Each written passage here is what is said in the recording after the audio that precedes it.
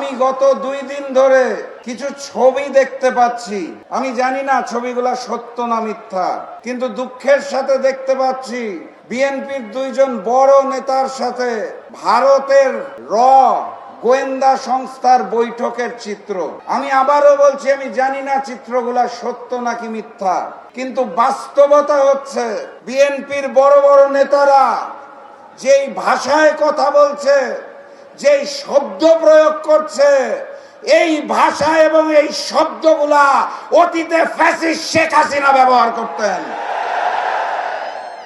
যেই হাসিনা বাংলাদেশকে ভারতের করদ রাজ্য বানাতে চেয়েছিল, সেই হাসিনার মুখের ভাষায় যখন বিএনপির নেতারা কথা বলেন, তখন আমাদের দুঃখের সাথে শপথ নিতে হয় 12 তারিখ এই নতুন জালেম বিএনপির জন্য লাল কার্ড।